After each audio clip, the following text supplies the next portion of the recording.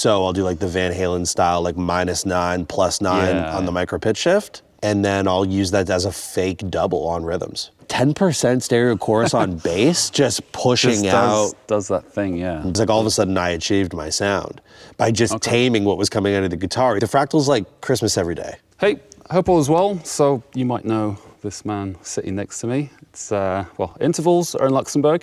Yeah. Very happy to have you here. Thank you. And this is, well, it's your birthday today, if I heard correctly. Today's my birthday. I get to spend it in Luxembourg playing a cool show here at Rockhal. That works. Which is cool. And I haven't been here in, this place exists in my memory from my first Europe tour in 2014 with Protest the Hero and Tesseract. I got to actually play in this wonderful venue. And then yesterday I had a day off here and got to explore. And Luxembourg is a quagmire of a country. It's very interesting. So it's been cool. I'm excited for the show tonight. How did you start with the love of chorus? Like, what was your first introduction to, hey, chorus is the thing for me and I'm going to put it everywhere? It's interesting because early on, I think like before modeling and stuff, I was just messing around with stomp boxes and pedals and stuff like we all do.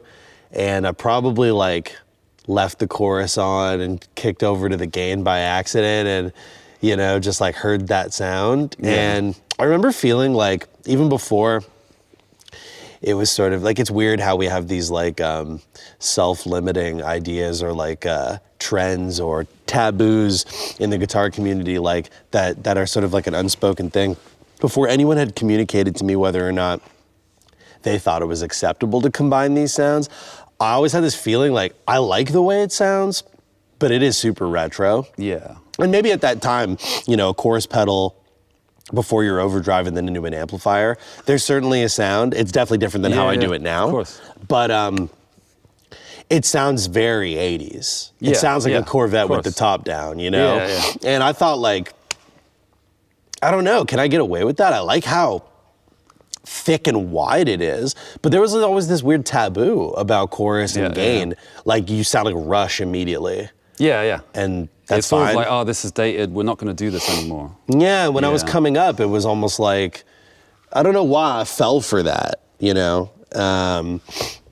It's like a couple years ago, it's kind of like that meme, like things I'm not falling for. And I guess it would be 2020 when I kind of latched onto it. Maybe 2019 is when I started to explore it more. But so things I'm not falling for is this self-limiting idea that you can't put chorus on gain. I'm not falling for it anymore. I love it. And I guess exploring like putting it on guitars in after the Impulse, so post cabinet and actually experiencing the width that a stereo chorus has to offer, versus, like I said, you know, the early sound was just like putting it on in front of the amp, which is fine.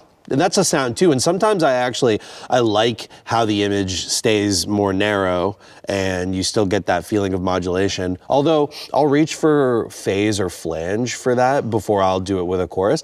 But for me, chorusing is just about having that like 20-25% blend post cab block. And I'm using Leon Todd's Dimension C thing from his like block library. Cool. That's the one, man. And it just sounds great. And I just I'll use varying amounts of like rate depending on like the context, but sometimes it's as low as like 15% if I want to go really wide and very obvious, maybe on tones that I want to make almost more like synthy. I will go 50% and I'll really kind of just, you know, do that thing. But I also use micro pitch shift as well. I'll use the pitch block after the cabinet, and I'll do that more for sounds where I want modulation, but I want it dry. So dry feeling. So I'll do like the Van Halen style, like -9, +9 on the micro pitch shift, the chromatic shifter or whatever. I think that's the one. And then I'll use that as a fake double on rhythms. So sometimes I'll do it when I'm playing rhythm behind Travis, and other times I've got him dialed in where he has micro pitch shift, so he sounds a little bit, get that delayed thing, because we run both guitars in stereo. In stereo. Yeah. Okay. Yeah. And on front of house, because obviously that's a lot more to kind of deal with. Are there times when you're taking the solos, so like the other guitar will be like spaced out and you're like dead center and things I've like often that, thought about that, but I think that's really challenging to do without Chase, that's our front of house engineer, without him setting up custom scenes. And I've often asked, can we toggle between is that worth doing? Mono and stereo, or dual mono and stereo? And I don't know. Like if I was sending the console MIDI, like if we were doing time code, we could painstakingly get into it. To be honest, with guitar, I don't know how much benefit there would be. From what I understand, I'm a little bit more narrow because even though I have all that width, I still function like the vocal. So I think he has me in a little, and he has Travis on the outsides for that rhythm feel. I know he's also playing games with how he's delaying these things a little bit just to like create some distance and some space in the mix. When it comes to bass, though, is where I would really like to do it, because I would love to have the opportunity to actually widen the bass at times for things like leads, or like sometimes when we do like the big fuzzy tones with an octave and I'll put a little chorus on the bass too. And 10% stereo chorus on bass, just pushing out. Does that thing, Does that thing too. So, and you only want a little bit, and you want to keep all your low end feeling mono, but you just get the highs wide. I would like to be able to do it, but I think it's a bit complicated at the front of house. So as far as I know, I'm panned inwards. Travis is on the outside to give the impression of the rhythm guitars being wider, and then Jacob is just a mono send up the middle. Sure. So how do you? Because obviously there's a lot of stuff to sort of like audition, mix, and things like that. So how do you audition these sort of things? Is it you at home, and then is it you with the whole band? Is it through a PA, for example, or studio monitors? So how do you audition all this stuff and tweak it?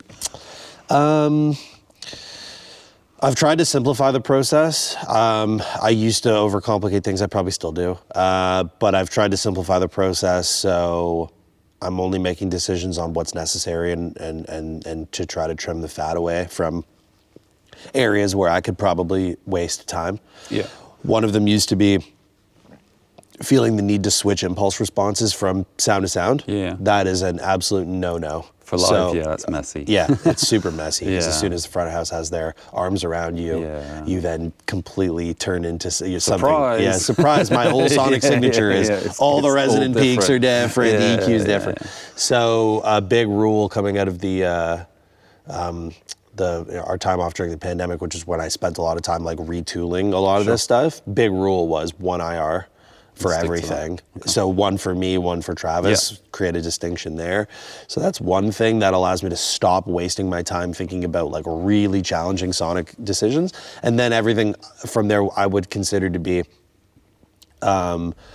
everything post cabinet is like what I call creative, and everything before the amp I would call utilitarian. So when I'm thinking about overdrives, selfishly I'm trying to achieve a feel in the hand, but also I want certain tones to cut, and the Klon hits the front of the amp different than the Tube Screamer, or maybe I want a thicker thing, so I'll do fuzz, things like that, and then effects are just tailored to the moment. So delay subdivisions, how much chorus, like how wide I want to be.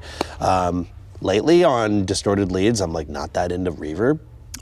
I'm using it more on like half-driven things or clean things. I find reverb, because I find myself just sucking the bottom end out of it. Like I'm EQing so much out of the verb. I'm like, what's the point? You just call this in the top. It's like I don't even want it. So I've simplified things to a degree. Now you're asking about like how do I audition these things?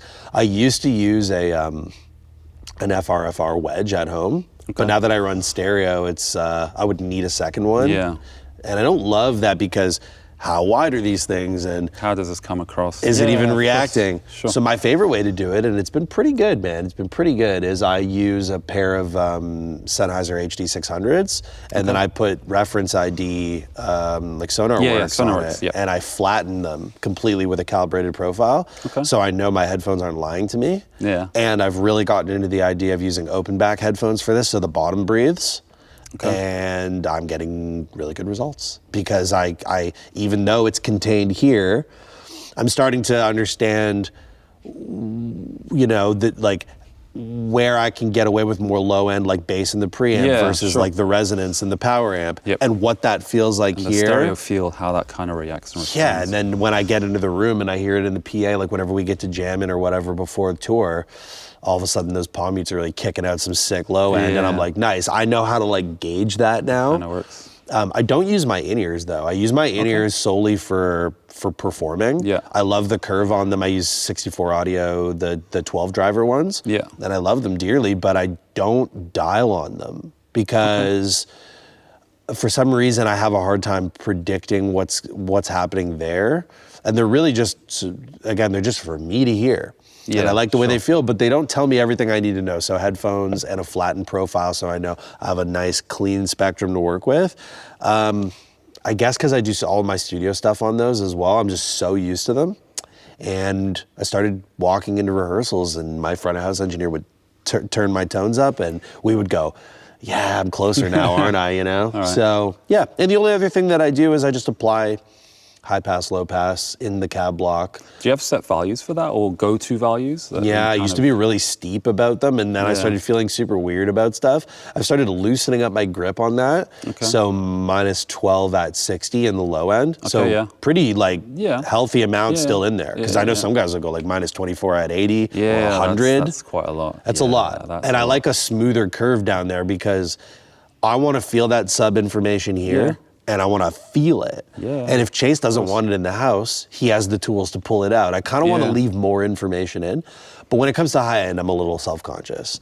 So I used to be like a minus 24 at 6 kind of guy, which is really steep and really tight. And now I'm like minus 12 at 7.5. Okay, that's also quite specific. Is that because of like the cab that you're using as well, or is this a custom IR as well, or is it just? No, right now I'm using an export from the GGD Contenders Round 1, and it's the 57 on a V30 in the Mesa cab and a 57 on the first greenback in there. 50-50 equal blend because I can never decide between a Mesa cab and a Marshall cab, so take them both. And then I just set the high end where it feels good, where I'm not too nasal and choked off and rolled off, and I still get some bright detail in the pick and stuff. I like the sound of a bright cap on like a Marshall-y kind of thing. I like it twanging. I like some of that upper. And again, if Chase wants it gone, then fine. But I don't like feeling too dark in the ears. I also don't like too much high end. So it is a very specific kind of thing. Once I get that curve in place on the cab, I just dial everything through that. It's like, if a couple of these tones are coming up nice, like rhythm sounds sick, main lead sounds sick, leave the cab where it is, and then all my choices are now going to happen at the level of the amp, or maybe the graphic EQ in the backside of the amp if I need just a little zhuzh. Like if I want to force a little low end, I'll do like 100 hertz, like half a dB at 100 hertz on that fader. If I'm feeling boxy, I'll pull 250. If I'm feeling, a little more boxy, maybe 500 needs to come down. If I'm playing a lead and it's coming off a little thin on the high strings, maybe standard tuning stuff, I want to sound more vocal, I might give half a dB to a dB of 800 for a little, like that glottal, more mid kind of thing. Of course. So I take it, or do you use a multi-band compressor block in your presets? I don't. Was that something you played around with at some point? I see guys do it, but Chase is using dynamic EQ up front. Oh, he's doing it out front, okay. So I'm not going to waste my time on fiddling with thresholds and things that are also slightly outside my jurisdiction. I just want to be the guitar guy, so when it comes to pro audio tools and stuff like that, I know what I need to do to prepare the sound and hand it to the engineer. But if he wants to do stuff like, if he wants to key my mid-range off of this thing or my low end off Jacob or this thing or whatever, have at it. You do that for the house. For me, I'm good in here. I'm good. So how long has Chase been your front of house or your sound engineer? Over 10 years. Over 10 years. Over 10 years now. I'm very fortunate to have him. And is part of that auditioning or that tweaking, that mixing process, are you sending him tones as well, saying, hey, how does this come across to you, or? No. Like going into this tour, he grabbed a virtual playback from, we did Radar Festival in Manchester in July. Okay. Chase was unavailable for that one, so our friend Jonah came and mixed us, but he mixed it on Chase's console. So when Chase got his console back, he had virtual and the show file. And then like a week before we left for this tour, Chase just goes into his friggin' garage and just like put up a couple PA speakers, and he ran a virtual in his garage, and he sent me the most hectic mix out of his garage, and he was like, you guys did pretty good at Radar. I was like, all right, bet. So I don't have to change any tones. Like, it's nice and easy. Yeah.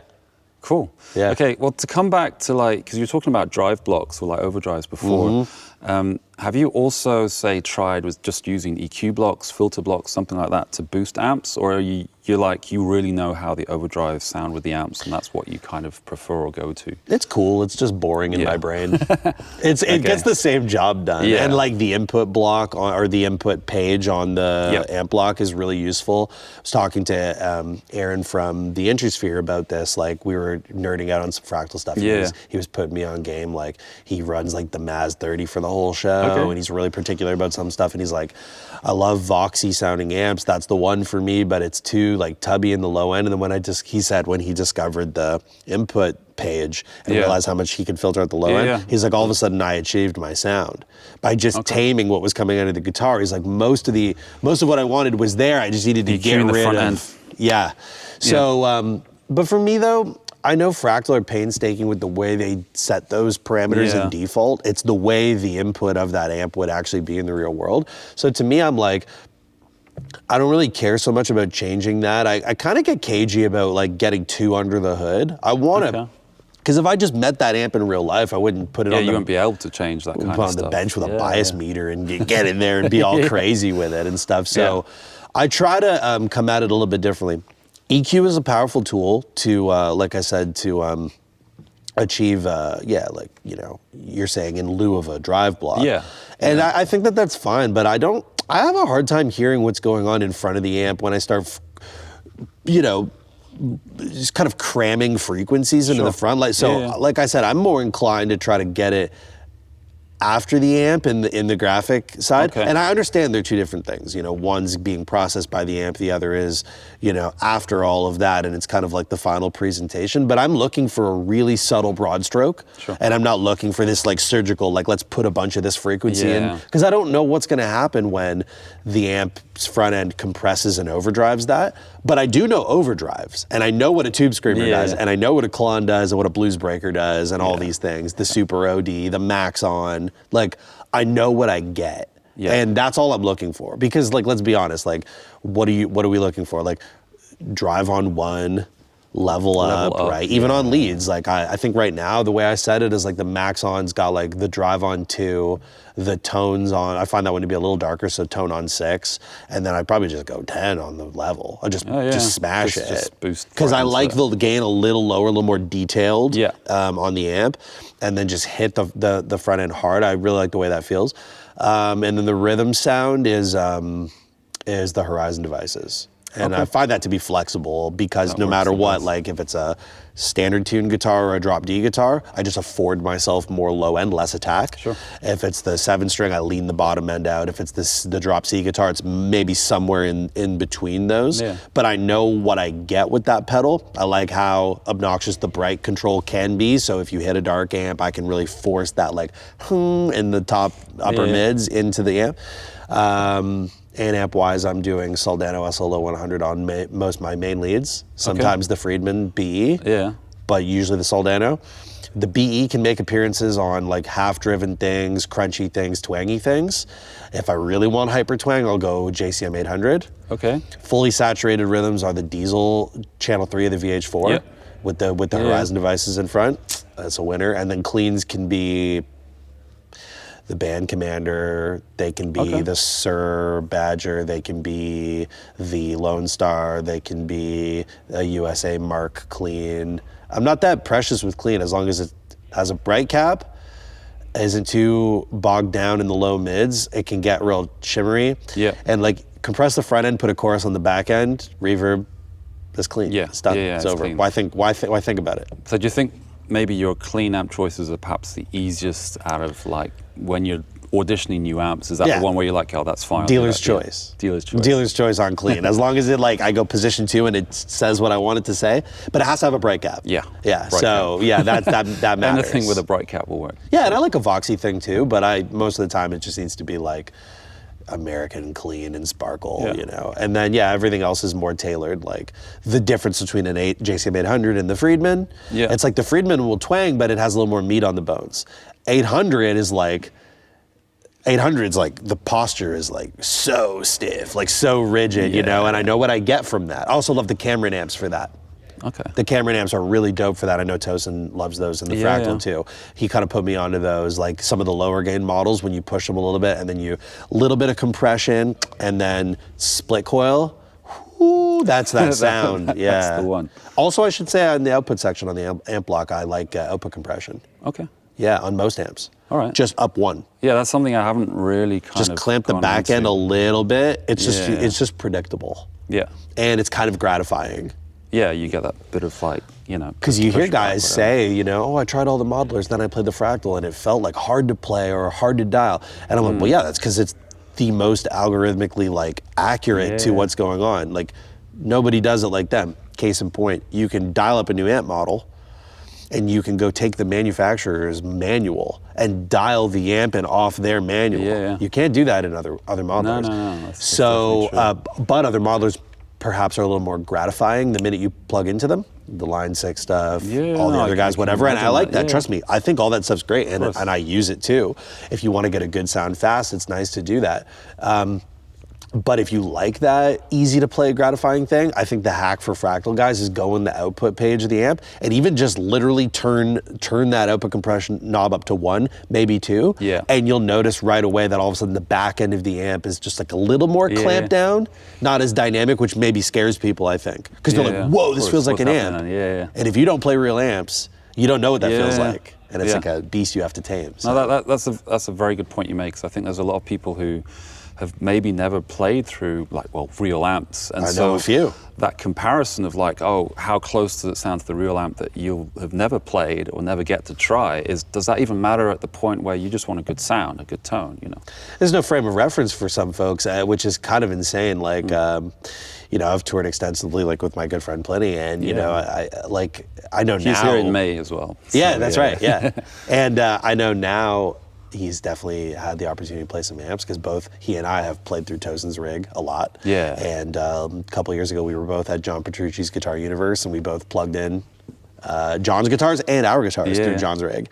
And I know he gets excited when he plays an amp. But I remember in the early days, I remember asking him, like, have you played amps? And he's like, no, I'm just a modeler guy. And it blew my mind, you know? Yeah, you presume you do one and then the other, sort of like, but especially, not the other way around. And that was a long time ago. That was like almost 10 years ago. So now there's definitely a whole school of guys that, you know, of kids that don't know what a tube amp feels like or sounds like, and you can still get great tones, and maybe there's something to be said for breaking with tradition and just like, you know, hey, if you don't understand the rules, you might do some crazy stuff, like guys who do the no cab cleans and stuff like that. It's a sound, and I understand it now, but I used to be so terrified by things like that because we have these like rules in place. Of course. You know, your modulation comes before your drive. You do this, you do that. You don't put chorus on distortion. You know, like these types of ideas which are self-limiting. Totally aware of that. Yeah, and now you see the young guys and they just kind of like do whatever. And I think that that's pretty cool, but I think there's something to be said for understanding how an amp breathes. And that if you could plug into one time, it would change the way you dial your modeler. So everyone should be afforded that. Absolutely. Yeah. Sure. So something about, because I mean, you've been using Fractal devices for such a long time, and with firmware updates, new amps are released. Sometimes voicings of certain amps are changed as well or updated. So like, one of my favorite amps was it is the Fractal Deliverance. Yes, the voicing was changed to V2 specs. Are there certain amps that like you've changed or discovered through firmware updates, that you're like, oh, this is sick actually, this new version of, say, I think there was the JSM 800, for example, those ones, the 2204s and things like that. Were those things that you discovered like new and thought, okay, I want to use this, or? Not through that process, more so just through checking out what guys that, dudes that get good tones that I like. The Fractal's like Christmas every day. Yeah. So if I am in a Van Halen mood, I'm going to figure out how to get there, And luckily there's some factory presets that'll lead you in the right direction. Yeah. But you also might want to do some homework on like, what were those settings on the Plexi? Like, how did he get there? For me, my lead tone was probably the one that mattered the most, and it was more so by way of just going, I'm a Lukather guy. So I want the reference. So I'm like, okay, so that's probably not only where the SLO came from, but also chorus on leads. Because I'm like, bro, that's the sound, and if it's good enough for Luke, it's good enough for me. So, like, that's kind of, I always ask my friends, like, because music is so derivative, like, when you play or when you channel a sound or when you're on stage or when you're doing your thing, like, who do you do? You know what I mean? Some guys do Stevie Ray Vaughan. Some guys do, lately I feel like I'm trying to do Luke or something, you know? So like, that's where my head's at. But it doesn't come from like new update and let me go. To be honest, I'm not paying that much attention. I'll just update haphazardly and not even change my stuff. I'll just be like, I'll trust you. Here's the update and see what happens. Here's the update. It's whatever, Okay, it got a little bit of a facelift. It's subtle. It's whatever. I've never seen Fractal do anything that's drastic enough to send my presets into a tailspin. I just go with it. But I am often discovering new amps. Like, I'm a big Andy Timmons fan. So I'll be like, okay, how does Andy dial in the Lone Star? Well, sorry. Oh yeah, that's cool. Like promotion. He's a great dude. Everybody's coming to Luxembourg. So I'll look at, I'll find a live video or something and I'll like pause it and get them settings and then just like try to dial it in. Go in and put the EL34s in it and do the whole thing and see if I can get there, And that's what's so cool about the Fractal is it's just an endless sandbox, But to take, say, the Andy Timmons example, because like his clean tone is essentially like the blues driver, like dialed up. And then the neck pickup. He's backing down, like, because he's got treble bleed on his guitars, so he's backing down on the volume there, and all those few things together into an amp, just like. He also has a bridge pickup in the neck position, which I learned recently as well. I'm definitely like, Andy's the best. I think tone-wise, that's like my North Star. Who knows if that influences what I do in future iterations with the guitar and the pickups and stuff like that. I shamelessly would cop that vibe and take it in my own direction. But, and I'm always kind of trying to, my guitars right now are HH, and like that was a nice place to start. And I still get all the range of tones that I need. But we change and we evolve, and there are things that I miss about having HSS, and I'm already starting to think like, I think that's where it needs to go. And he would be the sort of the prototype for that, I love his stuff. So do you think, say, with you talked about Lukather before, has that pushed more and more interest into, say, the 80s kind of rack tones that you can, of course, dial into the unit? You can make these things like relatively easily. As an abstract aesthetic, not me like going down the rabbit hole on Toto like crazy and trying to like pull the sound. As far as the music, the audible aesthetic of the thing, though, 100%. Like when I got comfortable with the idea that I had overlooked this modulation stuff and like trying to make my guitar feel so wide. And what it was synthesis.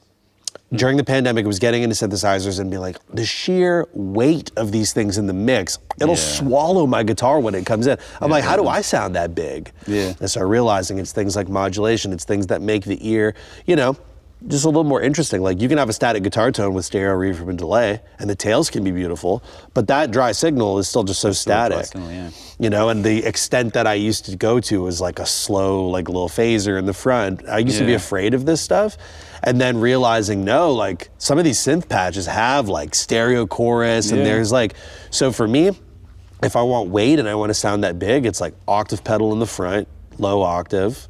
Sometimes lately too, I'll blend a fuzz pedal in parallel with the overdrive and let a little of that in to thicken it. That's a lot of fun, And then go a little bit of stereo chorus on the backside.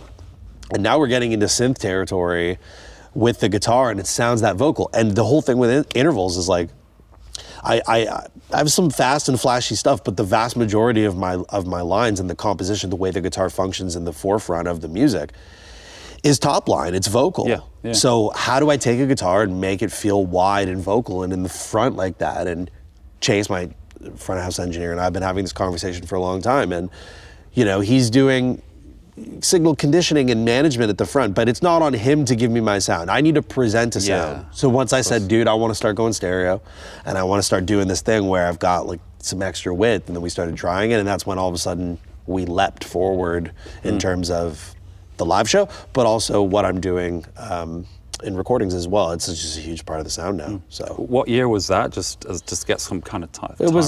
It was like coming out of the Way Forward and into Circadian. So like 2020 when I started making Circadian. Yeah. And that's also by way of the producer that I worked with, Sam Guayana, who I did my last 2 records with. I learned a lot of tricks from him. I think the modulation on the main lead is something that, like sound toys like micro shift, low micro shift, and all that stuff. Like I was doing it anyway to give myself that feeling. But then I started to learn some other tricks from him, like taking a copy of the sound and destroying it with Decapitator, and then putting real ADT on it, and then just like tucking it in and like using it on certain parts of the melody. So you get these like really like harmonically colorful interjections in the sides, and treating these moments like backing vocals on guitar and stuff like that. I was not hip to any of that. He put me on game. Now I'm like, that's my thing. And we use it at live too. We call them guitar minis, which is just an additional stereo line of all of those kind of extra interjections from the recording. And yeah, they just appear on their own stereo channel at the desk, but as I'm playing, you'll hear some stuff jump out and hug the sides or harmonize with me. Awesome. Yeah, why not? Travis has to continue holding the rhythm down. Yeah. So we do it like that, and it feels great. Cool. Yeah. I'll finish on some very detail-oriented questions. Sure. So in the cab block, do you use, say, mic preamps in your setup? I've experimented with it, but so many of these like professional IRs have been captured through mics into a preamp, so it's like double preing. Like I don't know what's going on there. I like, it's probably fine. I have done it for sounds where I want to like oversaturate and make it feel like I'm squishing the front of a preamp or something like that. It works on like gritty tones and like certain things. There's definitely a vibe that can be achieved, but just to keep things simple, I'm just like load the IR. The IR does the job. Use the filtering to just put it where I want it and then leave it. Okay. How long have you been using this IR, just out of interest? This one I started a year ago. Okay. Which is like, I'm making it a pretty long way actually. Yeah, usually I was going to say. Change it. Oh, it's perfect. Change it all. Yeah. I started with this one about, whenever Contenders Round 1 came out. Francesco put me on, my buddy who worked on it, and he was like, I think you're going to like these 2 cabs together. And I was like, okay. And I tried it, and I was like, yeah, that's my sound. There you go. So I've just, since it came out, I've been just doing that. And who knows, next time you see me, I'll change it or something. Okay. How do you set up your delays, given this big stereo field and the sort of tap between the two and the differences between that? Does that change with songs, or how do you kind of do that? Yep. If the song is really up-tempo, I make sure that the delay is relatively mid-tempo, or else you get these just like, it's just a blur. It's almost becoming reverb at that point. So I'm conscious of that.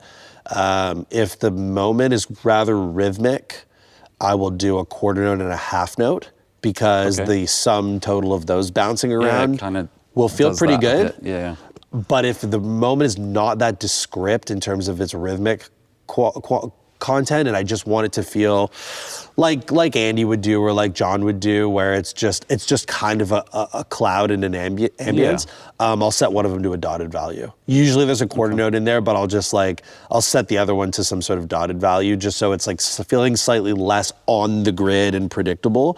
But if it's like kind of rhythmic and I'm playing, like let's say I'm playing something dotted myself or something angular like that, then I'll do a half note and a quarter note, because I find that's that just I don't know, it's just less in the way. Delays, I like them dark-ish. Less lately on that, because I find they can get a little nasal if it's too much mid behind how mid-forward I am. But I definitely take a good bit of low end out, probably roll off at like 100 or 120. Okay. Probably no more information than anything above 5 or 6K. Okay. And I'll use just the dual delay algorithm seems to be fine. Digital things are cool too, but I will take quite a bit of high end out of them. And on cleans, I like quirky delays. So I'll do the stereo Mind Guy. Yeah, BBD seems to be like too dark for me, so I'll actually add high end to that if I use that one. But the Mind Guy has that like little warble in it too, and I dig that on cleans. And I should also note that sometimes I don't set a quarter note and a half note. Sometimes if it's just a single delay where you have the ratio, I'll just put it on like 97%. So it's effectively feeling stereo, but it kind of comes apart a little bit. Sure. So it feels like one tail, but it's got that width because it's coming apart. So I'll do it like that sometimes. So do you think width is a big part of your like sonic decisions when you're putting together presets and effects and things like that? I can't stand playing in mono anymore. It's like seeing, once you've experienced it. Yeah, it's like being in black and white your whole life, and then you see color, and you're like, what was I doing? So, but I understand that mono is like, there's a place for that. Like mono is punchy and it takes up space in the mix in a different way.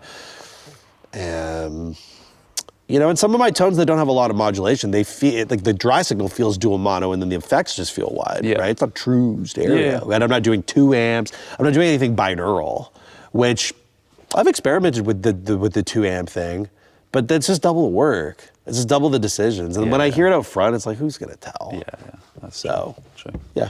And for your main setup, is it like 1 preset per song, 8 scenes, and that's kind of... You got it. And are you doing the switching yourself, MIDI. or is it sort of, MIDI? MIDI, painstaking. So I do scenes for, CC for scenes, PC for programs. So song for every preset. Scenes, if I need to use more than 8, I'll load an additional one, and I'll just put a plus next to it, and I'll just have the additional scenes over there. Sometimes I'll get into 10, 12 per song. Yeah, it depends. I'm also automating tuner on and off at the start and stop of every song. So in a perfect show, you'll never see me touch my controller. And that's the beauty of the Fractal stuff. The rack or the FM9 gets MIDI, and I can see where it is on the floor. So tuner on right at the end gives me a nice clean mute. I can look down, do my thing, talk to the audience, whatever. And then as soon as the next song is coming in, I know that after that count in, I'm wide open. So I just automate it all on and off. I also am automating expression information, so high pass, low pass sweeps. I don't really do wah. Maybe that'll be my next trick. I don't know why. What, next year? Next 26 is going to be the year of the wah, baby. The year of the wah. Let's go, dude. That sounds fun, actually. Maybe I should. But yeah, like in Neurogenesis, for example, like the beginning of the show, in verse 2, I have this whole, there's like a break beat, and like I'm emerging from you know, it's like, it's all low pass information, and then it's just like opening up like a synth. And I just put the filter block on, force it low, and then just like draw that expression information, so it's just slowly opening as I go, and it sounds the same every night, nice and predictable. So I do shit like that, And I'll finish on this because I know there's stuff to do. For sure, all good. The gate block, is that something you use, or do you just use the input gate and then you sort of tweak your threshold depending on the kind of part that you have Input gate, advanced gate on classic mode? That's not intelligent. It's faster than the other one. That's what I've heard. So, something going on with that other one. I don't know. Advanced gate on classic mode. Rhythms are like -45 and like 4-to-1 ratio. Leads are like -50 to -55, still at 4-to-1. So I leave the ratio where it is, and then I just open the threshold up on leads. I just do it on the input. I don't use the block. All right. Simple. But do you have stage volume as well, or is it all just in-ears in front of house? Depending on the venue, of course. On the A rig, we'll use cabs. And I got into a habit of using vertical 212 cabinets because I can get stereo on stage without having a lot of footprint. So we do, from the drum kit in the center, we go a pair of Jacob, a pair of me, a pair of Travis. And that way I get all my modulation, all my delays on stage, and I'm 1-to-1 on the deck with what's happening in the house, which makes me feel good. I'm not compromising. I get that feeling behind me. The audience gets a good picture, like an image off the stage, which I like. Seymour Duncan Power Stage, the 700s, like the big chonky boys. I've had the first ones I ever received from Duncan. I can't break them, so that's a testament. Is that to, something for 26 as well? Year of the Wah, and see how far you see can how go on we the got power close to stage. breaking them. I've had some like old bad preset architecture where I've like boosted the output on like on the cab side to fix a problem and like quick and dirty on like an old tour a couple years ago. We haven't done the song in a while. Then I'll pull that song in and forget about it. I remember one time we were at a venue in St. Louis and like I blew the breaker because my whole rig sagged because I had a 12 dB lift on the cab side and we hadn't done that tune yet. It came up, my cabs went nuts, and then the whole thing just I blew took on. the power out in the venue. Okay. Oops, and then so we'll be careful with that. But have you played that venue since, or are you blacklisted? No, we're good. We're good. We fixed it quickly. Yeah. I'm fine. But I love cabs on stage. We're not doing that on this tour because we're traveling lighter. Yep. Europe's just, we're on the FM9s. Sure. No cabs, which we call, in our camp, we refer to that as going boneless. Boneless. We're boneless. Yeah. So that'll do. I might use that one myself. So Chase will actually take a couple of stage wedges, though. He'll ask the house for wedges in places where they have no front fill, and he'll place them on the edge. Turn them around on the edge of the drum kit. Oh, okay. And just treat them like that. And he'll put not only me and Travis, but he'll put a little bass, little guitar harmony, a little backing track. And that way the audience gets a... That's awesome, actually. Yeah, and then he also EQs that to make it a little more mid-forward. And then that way the deck is filling in against the house and everyone in the front row doesn't feel like they're just here to see the drummer. Yeah. I mean, that's because I play some kind of smaller venues like dive bars, setups, 50 cap, where, if there's nothing on stage, it's all drums. You hear PA and it's pretty much all drums. Yeah, we did that at a few rooms in the Netherlands at the beginning of this run. Chase was just like, random idea, you got any stage boxes? They're like, yeah. And he's just like, give me 2 of them. He just put them like this. That's sick. Just, creates a send. Yeah. Sends everything he wants to it. I'm going to steal that. That's amazing. It works nice. Yeah. Can I hire Chase as well? Or that boy's mine. Right. And we're about to be really busy next year. So I'm lucky when I can even nail him down because he's quite busy too. So awesome. Yeah. Thank you so much for your time. Pleasure, man. Thank you. I'm looking forward to the show as well. It's going to be great. I hope to get you back to Luxembourg sometime. Yeah, I love it here. Any excuse to come hang out here, I'm down, dude. Cool. I love it. Yeah. Cool. Thank you. Thanks a lot. Thank you. See you soon.